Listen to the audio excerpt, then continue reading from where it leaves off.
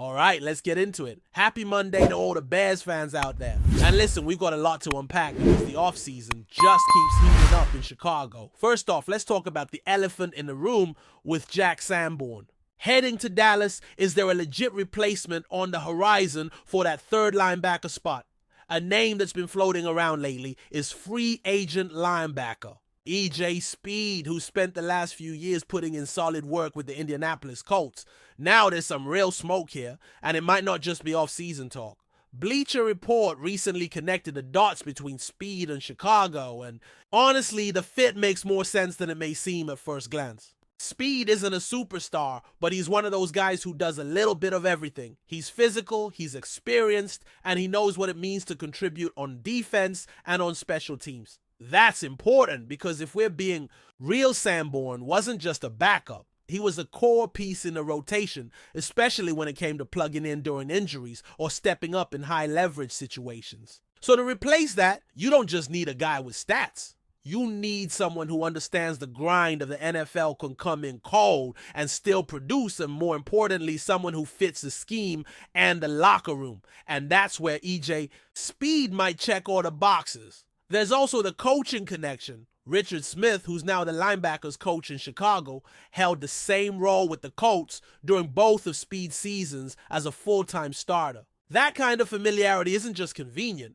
it's valuable. It means Speed wouldn't be walking into a completely new system. He'd already have a baseline understanding of what's expected from him in terms of responsibilities, positioning, and attitude. That makes the transition smoother, especially for a veteran who isn't trying to reinvent himself, but just looking for the right fit. Now, let's not get ahead of ourselves. We're not talking about Speed coming in and taking over the entire defense. He's not replacing Tremaine Edmonds or TJ Edwards, but that's not the role we're discussing either. This is about that third linebacker spot. A guy who can rotate and provide quality snaps and shore up special teams. Right now, when you look at the depth chart, the options are thin.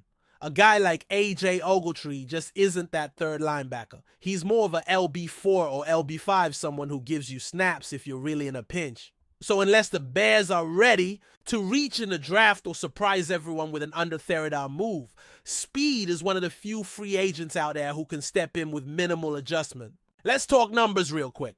Back-to-back seasons with over 100 tackles. That doesn't happen by accident. Sure, you can argue that pure tackle numbers can be misleading, and yeah, his coverage skills aren't exactly elite, but for what the Bears need, that's not a deal breaker. Most modern defenses are living in nickel packages anyway, so he's not going to be out there covering slot receivers every down.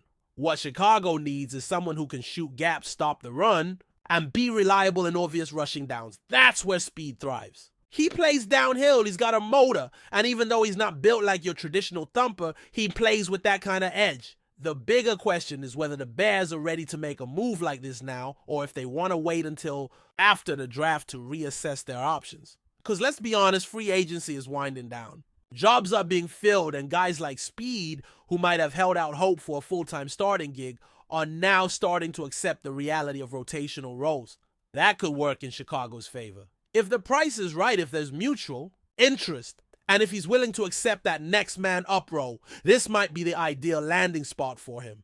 Plus, looking ahead, this linebacker room could be in flux. Edmonds could be a cap casualty after this year, and TJ Edwards' contract situation also opens the door for changes in the near future. Bringing in a guy like Speed now gives you security, but also flexibility down the line. All right, now shifting gears just a bit. We got to talk about the unexpected twist with veteran tight end Mercedes Lewis. Out of nowhere, the guy hops on Colin Cowherd's show and pretty much says he wants to come back to Chicago. I mean, look, Lewis is 40 years old. He's not stretching the field or putting up big receiving numbers anymore, but he's still one of the better blocking tight ends in the league, and his presence in the locker room carries serious weight.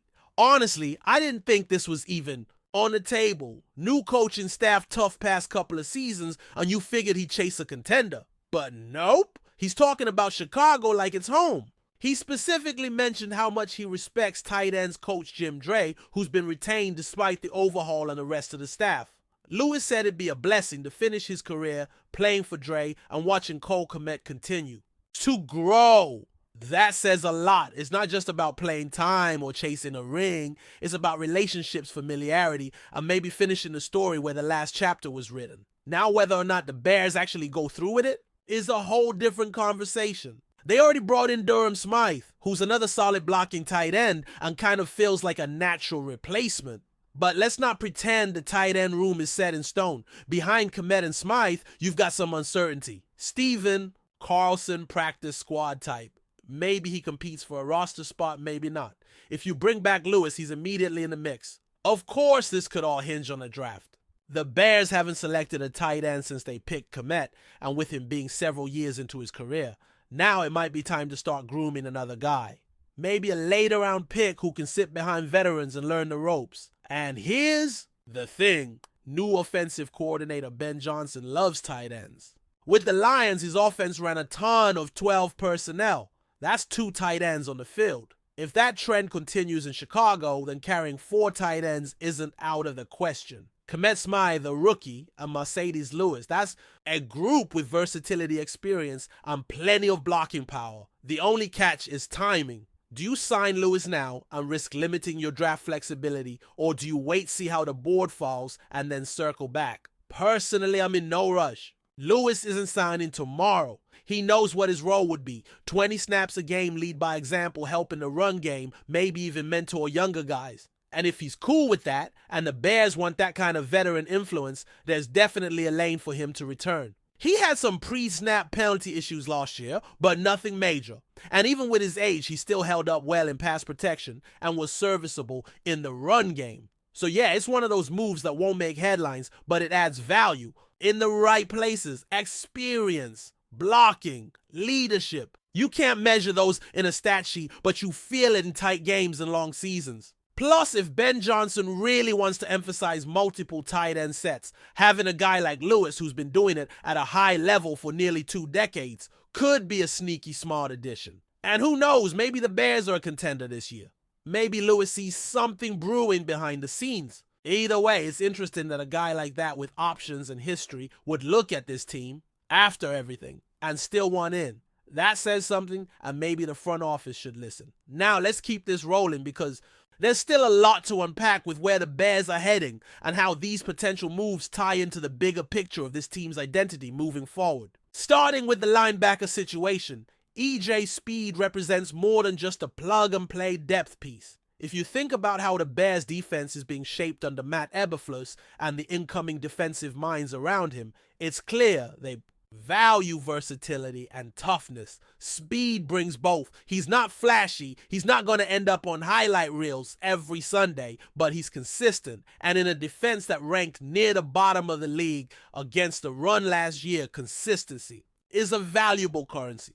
Let's not forget Chicago finished 29th in yards per carry allowed and 28th in total rushing yards allowed. That's not just bad, that's alarming. And when you look at that stat, what it really says is that there were too many missed assignments, not enough physical presence up front, and a lack of gap discipline from the second level of the defense. That's where someone like Speed becomes essential. He's not going to overcommit. He's not going to get washed out of plays. And he's proven that when you need a stop on second and short, he can get it done. Those little things don't always show up on the stat sheet, but they change drives, they change momentum, and over the course of a season, they change outcomes. And look, while fans always dream about star signings or flashy draft picks, sometimes the most impactful additions are the ones that bring stability. That's what Speed offers. He brings a veteran presence without the ego, and with a coach he already knows he could immediately be productive without a long learning curve. That's rare in this league, especially when you're trying to rebuild or retool a defensive unit. Think about it. How many times do we see teams go out and bring in talent that doesn't fit the system or needs half a season to adjust? The Bears don't have that luxury. They need guys who can step in and contribute right away. Now, let's zoom out for a second and talk about what this offseason means for Chicago as a whole. There's a new energy in the building. A new offensive identity under Ben Johnson is taking shape. A new culture that blends physicality with innovation. You're going to see more motion, more play action, and more flexibility across the board. That applies to the defense too. Having players who can do more than one thing, who aren't limited to only playing on early downs or just special teams, that's the direction this team is moving in. So signing EJ Speed, it's not about trying to recreate what Sanborn brought.